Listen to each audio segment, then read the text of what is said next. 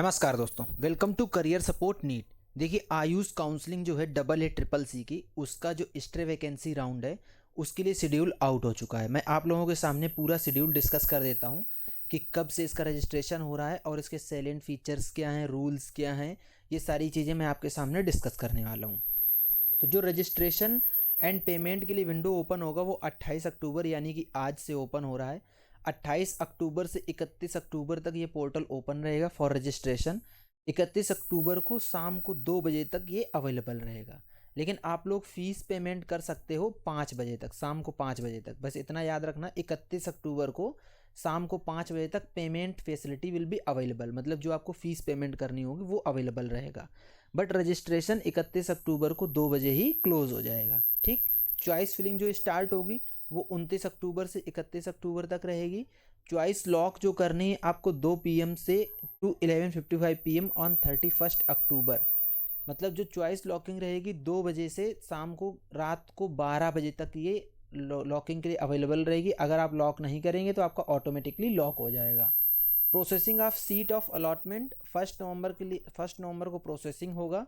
Publication of result, जो result आएगा वो 2 नवंबर को रिजल्ट आ जाएगा आपका। Reporting at allotted institute 3 November to 7 November, आपको 5 दिन का टाइम मिलेगा। इन 5 दिन में आपको रिपोर्ट करना है अपने अलॉटेड इंस्टीट्यूट में। Verification of joint candidate data by AA CCC NCISM NCH, ये 8 नवंबर से 9 नवंबर तक चलेगा। इसके लिए आपको 2 दिन मिलेंगे। तो ये मैंने जो आपको पूरा शेड्यूल बताया ये स्ट्रे वैकेंसी राउंड 1 का है। टोटल 2 राउंड होने हैं। 2 राउंड वो उस कंडीशन में होने, अगर स्ट्रे वैकेंसी राउंड 1 से कुछ सीट्स बच जाएंगी तो स्ट्रे वैकेंसी राउंड 2 में सीट्स जाएंगी, अदरवाइज स्ट्रे वैकेंसी राउंड 2 नहीं होगा। ये एज पर द रूल है। तो जो स्ट्रे वैकेंसी राउंड 2 होगा उसके लिए प्रोसेसिंग ऑफ सीट अलॉटमेंट 11 नवंबर को होगा। पब्लिकेशन ऑफ रिजल्ट जो आएगा वो 12 नवंबर को आएगा। रिपोर्टिंग एट अलॉटेड इंस्टीट्यूट जो होगा वो 13 नवंबर से 18 नवंबर के बीच में आपको रिपोर्ट करना होगा। 6 दिन का टाइम मिलेगा टोटल। और जो verification of joint candidate data है वो 19 और 20 नवंबर को होगा, तो इसमें 2 दिन का टाइम मिलेगा। अभी बात आती है स्ट्रे वैकेंसी राउंड जो डीम्ड यूनिवर्सिटीज़ हैं उनके लिए क्या होगा। जो डीम्ड यूनिवर्सिटीज़ हैं उनके लिए schedule for counselling and reporting जो होगा वो 12 नवंबर से 19 नवंबर के बीच में होगा। ये 8 दिन का आपको टाइम मिलेगा। और verification of joint candidate data जो होगा वो 1 दिन होगा 20 नवंबर को, जो कि 1 दिन का आपको टाइम मिलेगा। तो ये इसकी टाइमलाइन थी पूरी, जो आपका स्ट्रे वैकेंसी राउंड 1 एंड 2 होना है और जो डीम्ड यूनिवर्सिटी के लिए स्ट्रे वैकेंसी राउंड होगा उसकी मैंने आपको टाइमलाइन बता दी है। अब मैं लेके चलता हूँ आप लोगों को थोड़ा सा इसके बारे में कि इसके रूल्स रेगुलेशन क्या हैं, वो आप लोगों के साथ में मैं डिस्कस कर लेता हूँ, जो कि ज़रूरी भी है और आप लोगों को पता भी होने चाहिए। तो देखो, stray vacancy round for government aided central universities and national institutions, इसके लिए ये पूरे रूल्स हैं जो कि फॉलो करने होंगे आप लोगों को। तो मैं 1 बाय 1 आप लोगों को बता देता हूँ। अब ये बात आती है कि स्ट्रे वैकेंसी राउंड जो 1 होगा, स्ट्रे वैकेंसी राउंड 1 होगा के लिए कौन कौन एलिजिबल है, एलिजिबल फॉर पार्टिसिपेशन। कौन सा ऐसा बच्चा है जो पार्टिसिपेट कर सकता है। नीट क्वालिफाई बच्चा होना चाहिए, जिसको फर्स्ट सेकेंड थर्ड राउंड में जिसने रजिस्ट्रेशन कर रखा हो वो बच्चा एलिजिबल है। कैंडिडेट्स जो कि किसी भी काउंसलिंग में, मतलब AA CCC में कोई सीट ना होल्ड कर रहे हो, या स्टेट यूटी की जो आयुष की काउंसलिंग हुई है उसके थ्रू भी आपके पास कोई सीट नहीं होनी चाहिए, तो वो बच्चे एलिजिबल हैं इसके लिए। मैं थोड़ा सा फास्ट लेके चलूँगा, नहीं तो वीडियो बहुत ज़्यादा लंबा हो जाएगा। ठीक है, इसमें ये लोग ये बोल रहे हैं कि जिन बच्चों ने अभी तक रजिस्ट्रेशन नहीं किया है वो लोग फ्रेश रजिस्ट्रेशन करके अपने आप को एलिजिबल बता सकते हैं। जो लोग राउंड 1 में फ्री एग्जिट कर गए थे वो लोग भी एलिजिबल हैं। जो कि राउंड 1 में एडमिटेड कैंडिडेट थे और फ्री एग्जिट ले लिया उन्होंने, जो राउंड 2 का फाइनल रिजल्ट होने वाला था उसके बाद, वो बच्चे भी एलिजिबल हैं इसमें। मैं अभी ध्यान देना, एलिजिबिलिटी बता रहा हूँ आप लोगों को सारी, जिससे कि आप लोगों को ये आइडिया लग पाए कि एलिजिबल कौन कौन है। इसके बाद बात आती है कि जो round 1 admitted candidates but not upgraded during round 2 में जिनका अपग्रेडेशन नहीं हुआ और राउंड 1 में एडमिट हुए, फिर उन्होंने free availed of exit with for feature 3 days of prior commencement of round 3। अरे मतलब जिन लोगों का इसमें रजिस्ट्रेशन वाला पैसा चला गया है वो लोग फिर से फुल पेमेंट कर सकते हैं काउंसलिंग फ़ीस का, और वो लोग भी एलिजिबल हैं। सिंपल इनका कहने का मतलब इतना सा है।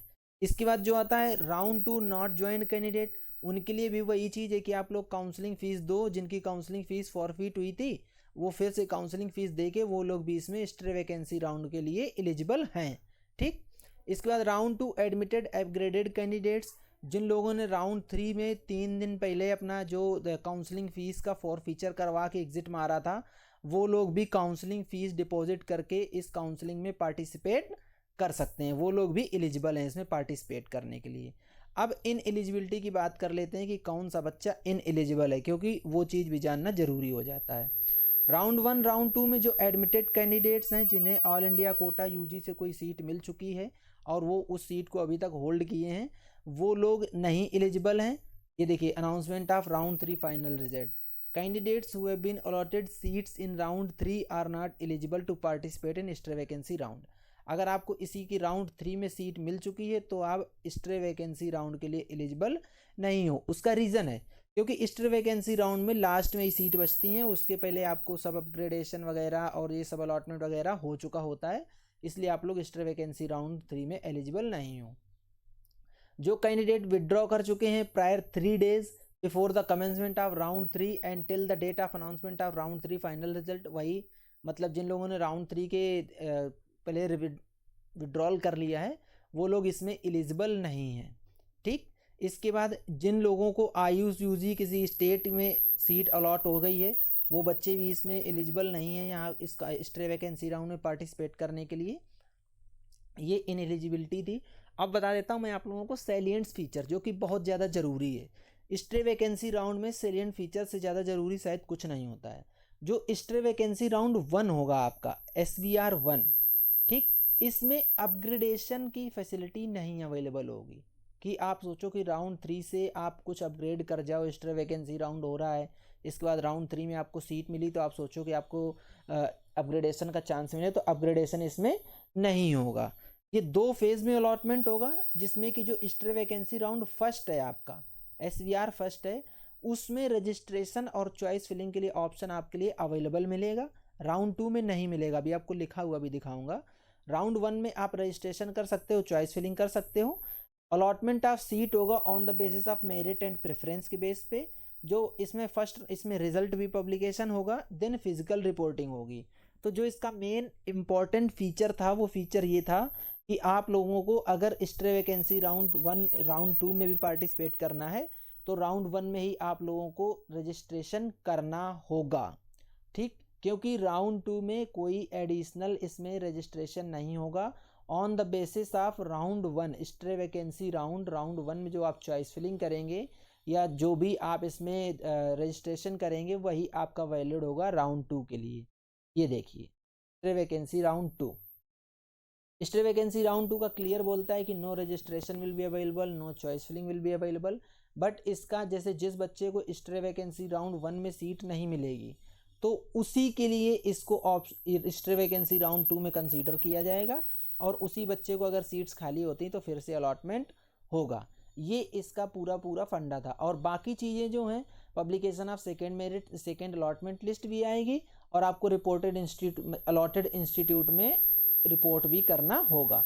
मतलब सिर्फ आपको रजिस्ट्रेशन स्पेशल नहीं मिलेगा और चॉइस फिलिंग नहीं अवेलेबल रहेगी, बाकी सारी चीज़ें आपको बिल्कुल सेम चीज़ें होंगी, इम्पार्शियल चीज़ें होंगी। जो प्रोसेस है वो यही है कि रजिस्ट्रेशन करना है, आपको काउंसलिंग फ़ीस देनी है, चॉइस फिलिंग करनी है, फिर इसके बाद आप लोगों का जो processing of first allotment, publication of provisional result, इसके बाद publication of final stray vacancy round 1 का रिजल्ट, राउंड 2 का रिजल्ट, इस तरीके से मतलब जो नॉर्मल प्रोसीजर चल रहा था वही प्रोसीजर चलता रहेगा, कुछ स्पेशल प्रोसीजर नहीं है। तो ये था पूरा आप लोगों के सामने रूल्स रेगुलेशन क्या है, कौन पार्टिसिपेट कर सकता है, कौन नहीं पार्टिसिपेट कर सकता है, और इसके अलावा वैकेंट सीट क्या है और कट ऑफ कहाँ तक जा सकता है, कहाँ तक आपको सीट मिल जाएगी, ये सब आपको नेक्स्ट वीडियो में मिलेगा। तो अगर आपको वीडियो पसंद आई तो वीडियो को लाइक कीजिए, चैनल को सब्सक्राइब कर लो, बेल आइकन दबा लो, जिससे कि आप लोगों को सारे अपडेट्स मिलता रहें। आज की वीडियो यहीं तक, मिलेंगे नेक्स्ट वीडियो में नए डेटा के साथ, तब तक के लिए बाय बाय।